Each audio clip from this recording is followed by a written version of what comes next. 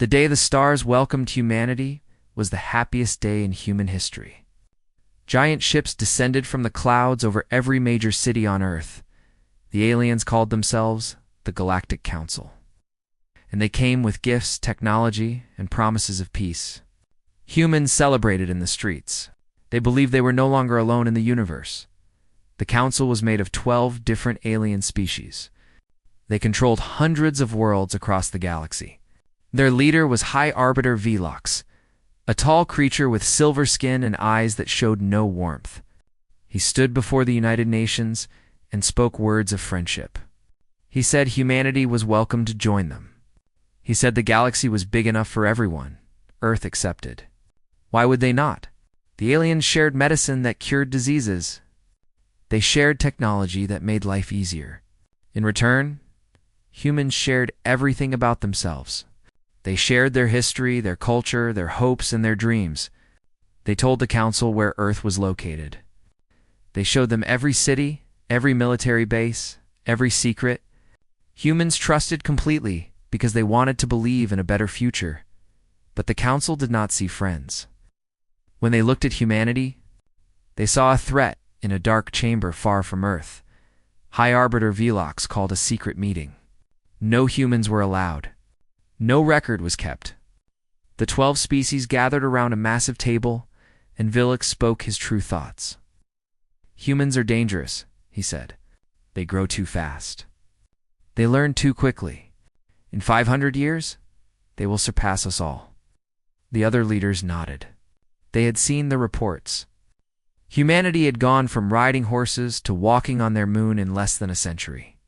No species in galactic history had ever advanced so fast.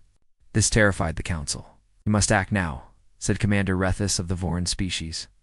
He was a warrior with scales like black armor. "While they are still weak, while they still trust us," only one voice spoke against them. Ambassador Talam of the Morai stood up. She was small, with soft blue fur and large sad eyes. "This is wrong," she said. "They have done nothing to us. They only want peace." Velox looked at her with cold eyes. "Your objection is noted. The vote will proceed." The vote was 11-1. Humanity would be destroyed. Ambassador Talam returned to her quarters and wept. She tried to send a warning to Earth, but her message would take weeks to arrive. It was already too late. On a quiet morning, the sky above Earth filled with ships. Thousands of them. The Council had sent their entire military fleet. At first, humans thought it was a parade. Children pointed at the sky and laughed. Parents took pictures. Then the ships opened fire. Beams of light fell from the sky like rain. Cities vanished in seconds. New York, Tokyo, London, Lagos, Seoul. One by one, the great cities of Earth turned to ash and fire. The oceans boiled where the weapons struck. Mountains crumbled into dust. There was no warning. There was no chance to fight back. Earth's military fired missiles at the alien ships, but the weapons bounced off their shields like toys. Human jets flew into battle and were swatted from the sky like insects. It was not a war. It was a slaughter in Seoul. A young boy named Park Tae-woo held his mother's hand as they ran through burning streets. His father had taken them to the spaceport, where a mining ship was waiting. The boy's father worked on asteroid mining vessels in deep space. It was their only chance to escape. "Do not look back," his father shouted. "Keep running." But Tae-woo looked back. He saw his school collapse into rubble. He saw his neighbors fall and never rise again. He saw everything he knew turn to fire and smoke. They reached the ship just as another blast struck nearby. The force threw Tae-woo to the ground. When he opened his eyes, his mother was not moving. His father grabbed him and carried him onto the ship. Screaming for the pilot to take off, the small mining vessel rose into the burning sky. Around them, other ships tried to escape. Most were shot down. Tae-woo watched through the window as Earth grew smaller and smaller. The blue and green planet he loved was now orange and red, covered in flames and smoke. The attack lasted 72 hours. When it was over, 9.2 billion humans were dead. The Council announced to the galaxy that humanity had been eliminated because they were aggressive and dangerous. They said it was necessary for galactic peace. Most species believed them, but not everyone died in the outer asteroid belt. Far from Earth, a fleet of 200 mining ships had escaped detection. They were too small and too far away for the Council to notice. On these ships were miners, engineers, scientists, and their families. About 50,000 humans in total. They watched the news feeds in horror as their homeworld died. Park Tae-woo stood on his father's ship, his small hand pressed against the cold viewport. Earth was just a tiny dot of light now, fading in the distance. His mother was gone. His friends were gone. Everything was gone. His father knelt beside him. The old man's face was wet with tears, but his voice was steady. "Remember this," he whispered. "Remember everything they did to us. Remember every face, every city, every life they took." Tae-woo did not cry. Something inside him had turned cold and hard. He nodded slowly. "What do we do now, father?" he asked. His father looked out at the darkness of space. "We run. We hide. We survive." He paused, and his hands became fists. "And one day, we make them pay." The fleet of survivors turned away from the burning Earth and flew into the unknown. They had nothing but their ships, their grief, and their rage. The Council believed humanity was finished. They celebrated their victory and returned to their comfortable lives. They were wrong. In the cold darkness between stars, 50,000 humans made a promise. They would not forget. They would not forgive. And one day, they would return. The Council had made the greatest mistake in galactic history. They had killed almost all of humanity, but they had not killed all of them. And the survivors would spend every moment of their lives preparing for revenge. The galaxy would learn the truth. Humanity was not easy to kill, and humanity never forgot. The survivors fled for 3 years before they found a home. They traveled through empty space where no Council ships ever went. They rationed food and water. They buried those who died along the way. Children were born on cold ships, never knowing what grass felt like under their feet. Finally, they found it. A dead system with no planets worth mining, no resources worth taking. The Council had never bothered to put it on their maps.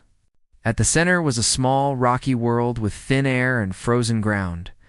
It was ugly and harsh, but it was safe. They named it New Dawn. Park Tae-woo was 12 years old when they landed. He helped dig the first shelters into the frozen rock. He worked alongside adults, carrying stones and metal beams. Nobody complained. Nobody rested. They all knew that survival came first. The early years were hard. People died from the cold, from sickness, from accidents. But slowly, the colony grew. Engineers built underground cities where the temperature was stable. Scientists found ways to grow food in hydroponic farms. Doctors worked day and night to keep everyone healthy. Every child born on New Dawn learned the same lesson from their first day. They learned about Earth. They learned about the Council. They learned about the betrayal. Teachers showed them pictures of blue oceans and green forests. They showed them videos of the attack, of cities burning, of billions dying. The children watched with cold eyes and clenched fists. "Never forget," the teacher said. "Never forgive." Tae-woo grew into a young man with sharp eyes and a sharper mind. He joined the military academy as soon as he was old enough. He trained harder than anyone else. He studied tactics and strategy. He learned how to fight in space and on the ground. Every night before he slept, he looked at a small photograph of his mother and made the same promise. 20 years passed. The population grew to 2 million people through careful planning and cloning technology. The underground cities expanded into a network of tunnels and chambers that stretched across the planet. Factories produced weapons and ships day and night. Everyone worked toward one goal. Dr. Baek led the science division. She was a brilliant woman who had escaped Earth as a child. Her parents had been researchers, and she had inherited their genius. Under her leadership, human scientists studied every piece of Council technology they had captured or stolen. Then they improved it. "The Council thinks their weapons are the best in the galaxy," Eugen told her team. "They are wrong. They have been the strongest for so long that they stopped trying to get better. We will not make that mistake. Her team developed gravity cannons that could crush enemy ships like paper. They created phase shift armor that made human vessels almost impossible to hit. They built AI systems that could coordinate entire fleets with perfect precision. Most importantly, they discovered dark matter propulsion. Human ships could now travel faster than anything the Council had ever seen. Taewoo rose through the military ranks with incredible speed. By the age of 35, he was a commander. By 40, he was an admiral. The survivors chose him to lead their fleet because they saw the same fire in his eyes that burned in all of them. He had lost everything on Earth. He had spent his entire life preparing to take it back. Captain Yoon Hae-won became his most trusted officer.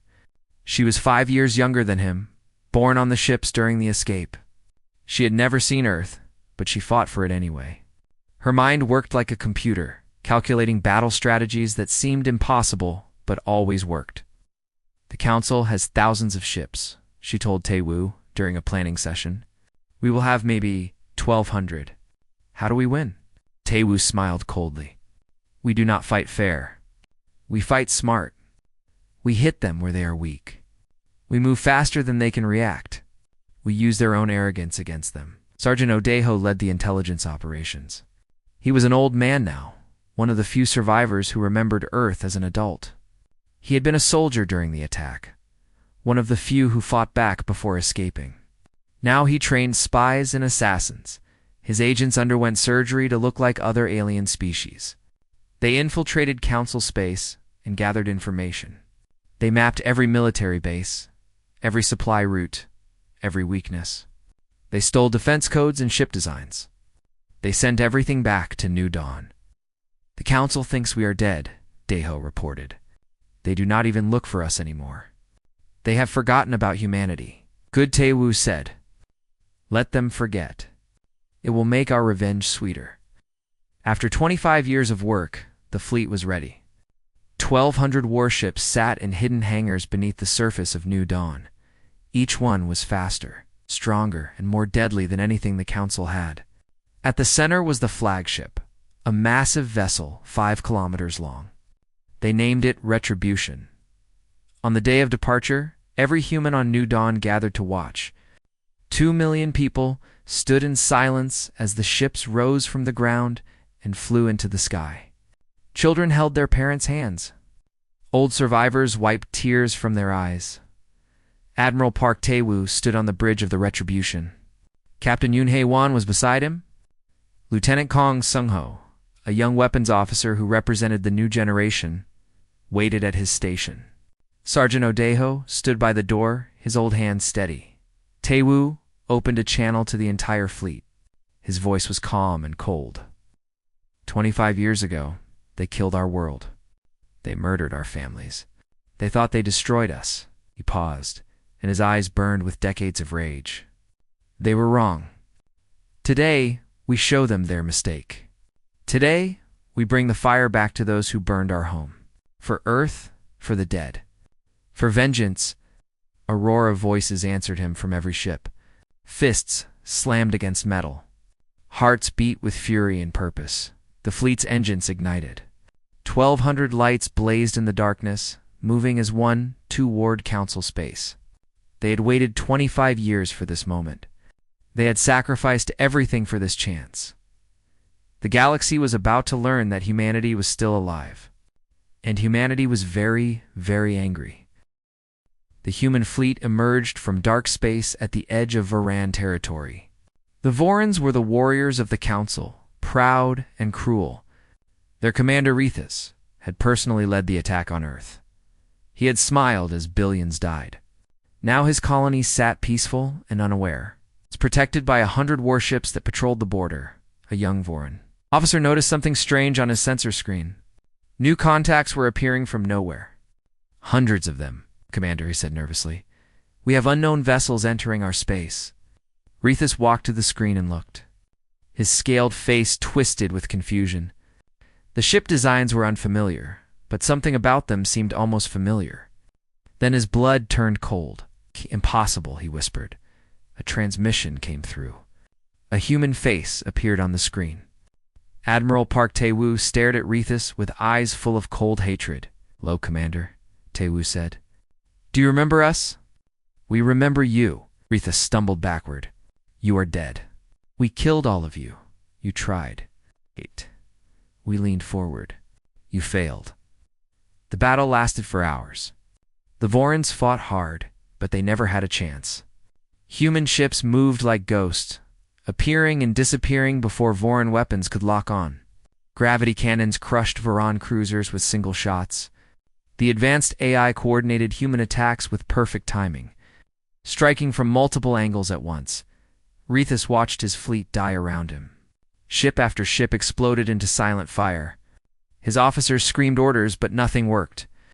Human vessels were too fast, too strong, too angry. Retreat. Rethus finally shouted, "All ships retreat." His command ship turned and fled. Behind him, the last of his border fleet burned. He escaped with only 3 ships from the original 100. The human fleet did not stop to celebrate.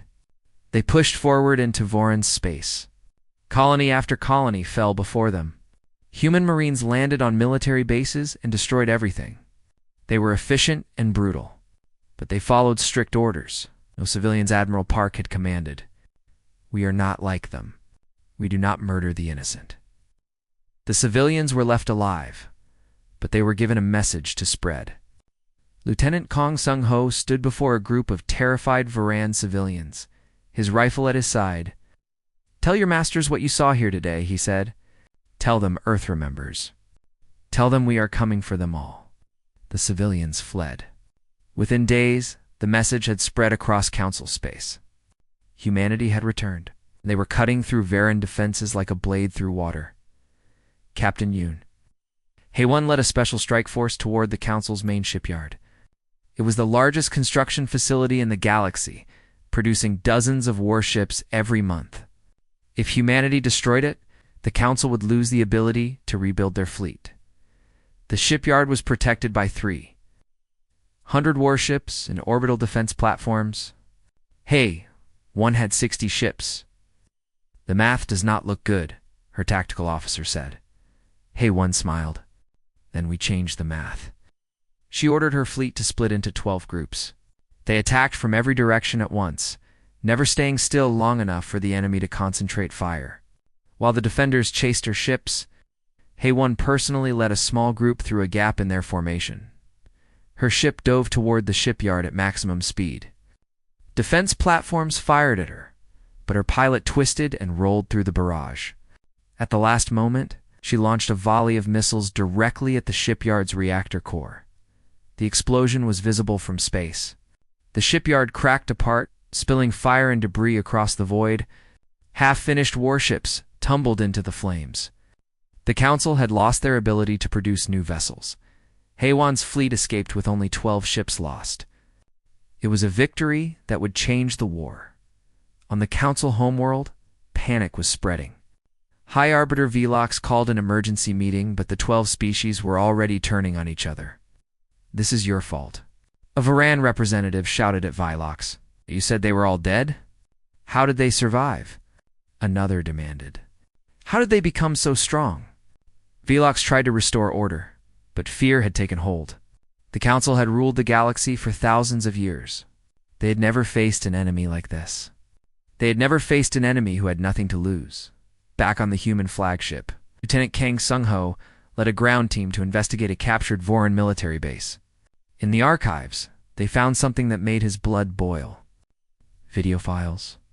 Recordings from the day Earth died. Sun Chu watched Voran soldiers laughing as cities burned.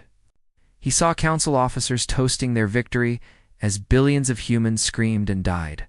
He saw celebration and joy as his species was nearly wiped from existence. His hands shook with rage. He wanted to burn everything, to kill everyone, to destroy until nothing was left. He raised his rifle toward the prisoners they had taken. A strong hand grabbed his arm. Sergeant Odeho stood beside him, his old face calm. "Not like this," Deho said quietly. "We are better than them. We have to be." Sung-ho looked at the old soldier. Deho had more reason to hate than anyone. He had fought on Earth during the attack. He had watched friends die in front of him. But his eyes held no madness, only cold determination. Save your anger, Deho continued. Use it against those who gave the orders. The ones who decided our fate? This is not over yet. Song-Ho lowered his rifle. He took a deep breath and nodded. The prisoners would live. But the leaders who had ordered the genocide would not be so lucky. Commander Rethus knelt before the council. His fleet destroyed, his pride shattered. High Arbiter Velox stared at a map of the galaxy where human forces spread like fire across the stars. Every day brought news of another defeat, another fallen system, another army crushed. For the first time in his long life, Velox felt real fear. He had thought killing Earth would make the galaxy safe. Instead, he had created the most dangerous enemy the Council had ever known. The humans were coming, and nothing could stop them. The Council was falling apart. 3 species had already tried to surrender to humanity, offering territory and resources in exchange for peace. Admiral Park refused them all. Partial surrender is not acceptable, he told his officers. They all voted. They all watched Earth burn. They all celebrated our death. They will all face justice. Without hope of individual mercy, the Council species turned on each other. Old conflicts that had been buried for centuries exploded into violence. 2 species blamed each other for the failed genocide and began fighting over escape routes. Another tried to flee the galaxy entirely, but human ships caught them at the border. The great alliance that had ruled the stars for thousands of years crumbled like dust in a storm. But one person saw a different path. Ambassador Talim of the Morai had never forgotten her shame. She was the only one who had voted against destroying Earth. She had tried to send a warning, but it had arrived too late. For 30 years, she had lived with guilt, eating at her soul. Now she made a decision. She contacted the human fleet when her face appeared on the communication screen. Admiral Park's expression turned cold as ice. "A council member," he said. "Come to beg for your life?" "No," Talim said softly. "I have come to help you end them." She explained who she was. She showed him the records of the vote, proving she had been the only one to speak against the genocide. She offered complete intelligence on council defenses, fleet positions, and the location of High Arbiter Velox. "Why?" Park asked. "Why betray your own people?" Talim's large eyes filled with tears. "Because what they did was wrong. I knew it then. I know it now. I could not save Earth, but perhaps I can help you find justice. The Morai were not part of the attack. We only watched and did nothing. That is its own crime. But we are not soldiers. We are healers and scientists. Please, let my people live." Park was silent for a long moment. Captain Yoon Haewon stood beside him, watching his face carefully. "You tried to warn us," Park finally said. "We remember that. Your people will not be harmed, but you will help us find Velox." Talim bowed her head. "Thank you. I will tell you everything." With Morai intelligence, the human fleet moved directly toward Vex Prime, the military capital of the Council. It was their last stronghold, defended by 800 warships gathered from every remaining species. The Council had put aside their fighting to make one final stand, the Battle of Vex. Prime would decide everything. Admiral Park stood on the bridge of the Retribution as his fleet approached the enemy. 800 ships against his 700. For the first time, the numbers were nearly equal. "I think this is their chance," Captain Yoon said. "They think they can finally stop us here." "They are wrong," Park replied. "But they will fight hard. We will lose people today." He opened a channel to the entire fleet. His voice was steady, but heavy with emotion. "Warriors of humanity. Today we face the largest enemy force of this war. They have gathered everything they have left to stop us. They are desperate and afraid. Good. Let them be afraid. They should have been afraid 30 years ago when they decided to murder our world." He paused, looking at the faces of his crew. Young and old, all of them carrying the same fire in their hearts. "Some of us will not survive this battle, but our cause will survive. Our vengeance will survive. For those who died on Earth, for those we left behind on New Dawn, for every human who ever lived and dreamed of the stars. Today, we finish what they started. Today, the Council dies. The two fleets crashed together in a storm of fire and metal. The battle lasted 3 terrible days. Human ships fought with fury and precision. Council vessels fought with desperation. Space filled with wreckage and bodies. The darkness lit up with explosions that could be seen from distant planets. Lieutenant Kung Sung Ho commanded a destroyer on the front lines. His ship took heavy damage, but he refused to retreat. When his main weapons failed, he rammed his vessel into an enemy cruiser, destroying both ships. He escaped in a pod just before the collision. Captain Yoon led a flanking attack that broke through the enemy formation. She lost half her ships but destroyed their command structure. Without coordination, the Council fleet fell into chaos. Sergeant Odeho led Marine boarding teams onto enemy vessels, capturing 3 cruisers and turning their guns against their former allies. By the 3rd day, the Council fleet was finished. 600 of their ships were destroyed or captured. The survivors fled in all directions, their alliance shattered forever. Humanity had lost 200 ships, thousands of soldiers dead, but they had won. Dr. Baek Yujin worked through the battle, analyzing captured data from Council archives. What she found made her gasp. She brought the information directly to Admiral Park. "I know why they killed us," she said, her voice shaking with anger. "It was not because we were aggressive. It was not because we threatened them. It was because they were afraid of what we might become." She showed him the files. Council scientists had studied humanity for years before the attack. They had calculated that within 500 years, humans would surpass every other species in the galaxy. Human creativity, human adaptability, human determination, these things terrified them. "They did not kill us for what we did," Yujin said. "They killed us for what we might do." They murdered 9 billion people because of fear and jealousy. Park stared at the data for a long time. Then he ordered it broadcast to every corner of the galaxy. Every species, every planet, every station heard the truth. The Council had not protected the galaxy from humanity. They had murdered innocent people to protect their own power. The remaining Council members were captured one by one. Admiral Park personally executed 3 of them, the ones who had argued loudest for Earth's destruction. He did it publicly, so everyone would see. But Velox had escaped.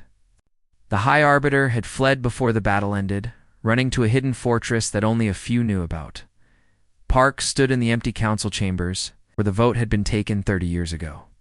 The Great Hall was silent now, its seats empty, its power broken.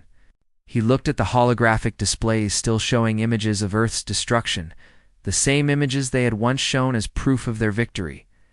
"One more," he whispered. "One more, and it is finished." He turned to Captain Yoon. "Find him." "Find Velox. I do not care how long it takes." "Find him," Yoon nodded.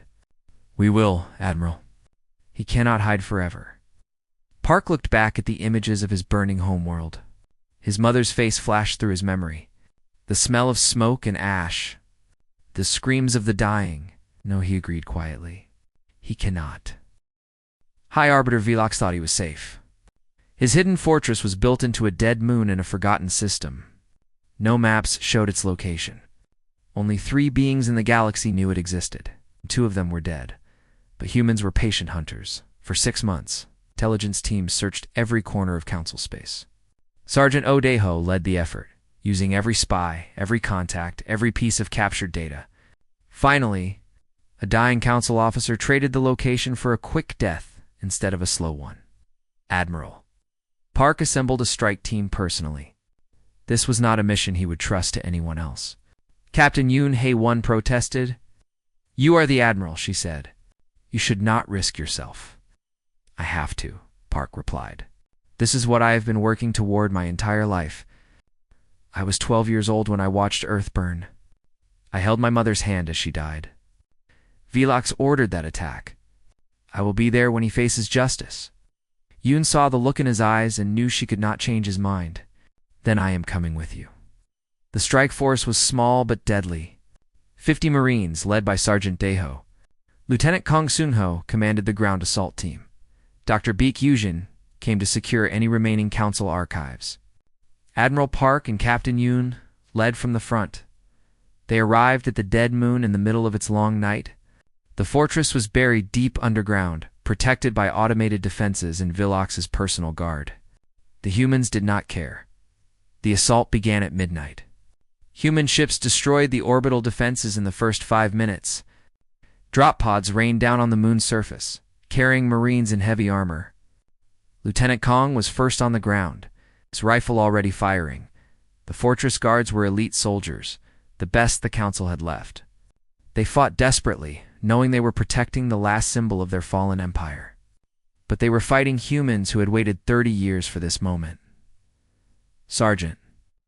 Daeho moved through the corridors like a ghost, despite his age.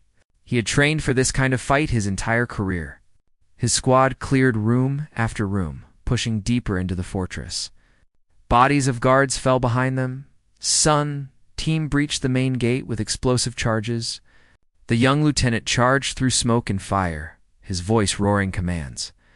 He had been born after the attack on Earth, but he carried the same rage as those who remembered. This was his inheritance, his purpose. Admiral Park walked through the chaos with calm determination. Enemy fire flew around him, but he did not flinch. He had faced death too many times to fear it now. His pistol barked twice, dropping 2 guards who tried to stop him. They reached the inner chambers after 3 hours of fighting. The last of Vilox's guards made a final stand at the throne room doors. 20 soldiers against the remaining human force. "Surrender," Captain Yoon called out.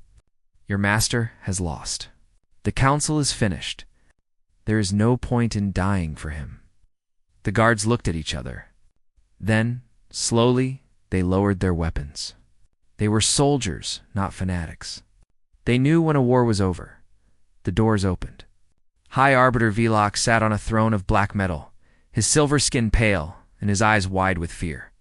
He was alone now, stripped of his power, his allies, his empire.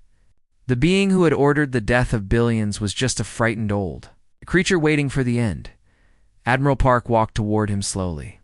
His boots echoed in the silent chamber. He stopped a few meters from the throne and looked at Vilox for a long moment. "Do you know who I am?" Park asked quietly. Vilox's voice trembled. "You are Park Tae-woo, Admiral of the Human Fleet. I am a survivor of Earth. I was a child when your ships came. I watched my mother die in front of me. I watched my world burn." "As!" Park's voice was cold and steady. "For 30 years, I have dreamed of this moment." Vilox straightened in his throne, trying to find some dignity. "I will offer you a deal. Spare me, and I will help you build a new council. You can rule the galaxy. You can have everything you want. I can be useful to you. A deal?" Park's lips twisted. "You murdered 9 billion people because you were afraid of what we might become. You killed children, families, entire civilizations. And now you offer deals?" He drew his pistol. "There is no deal. There is only justice." Vilox fell to his knees. "Please, I was trying to protect my people. I did what I thought was right. You would have done the same." "No." Park shook his head. "I would not. That is the difference between us. You saw a peaceful species reaching for the stars, and you decided to destroy them. We saw the species that murdered our world, and we gave their civilians the chance to live. We are not like you. We never were." He raised the pistol. "For Earth, for my mother. For 9 billion souls who deserved better." The shot echoed through the chamber. High Arbiter Vilox, the last leader of the Galactic Council, fell dead at the feet of a human child who had become an admiral of vengeance. The news spread across the galaxy within hours. The council was finished. Its leaders were dead or captured. Its fleets were destroyed. Its power was broken forever. Humanity declared the formation of the Terran Dominion. They would rule the galaxy now, but they would rule differently. Admiral Park announced new laws that forbade genocide against any species. The Morai, who had tried to help humanity, became their first allies.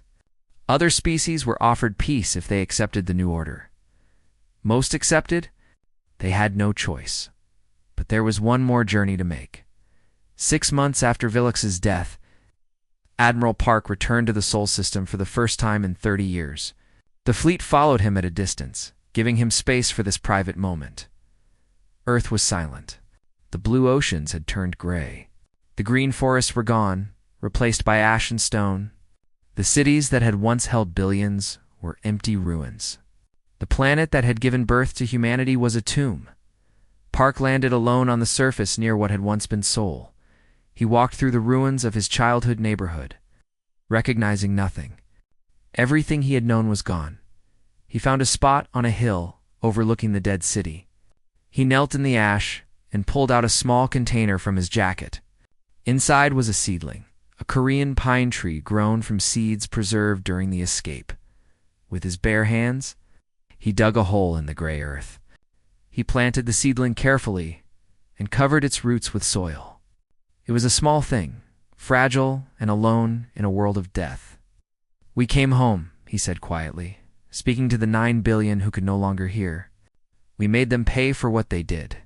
Every single one of them." His voice cracked. "I kept my promise, Mother.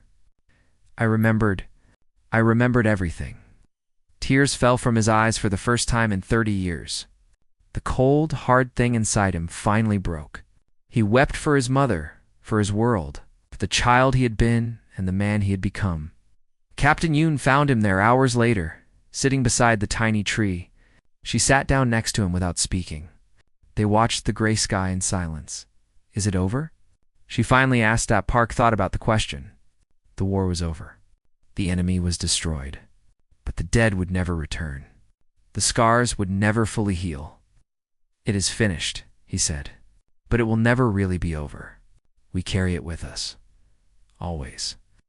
Decades later, Earth bloomed again.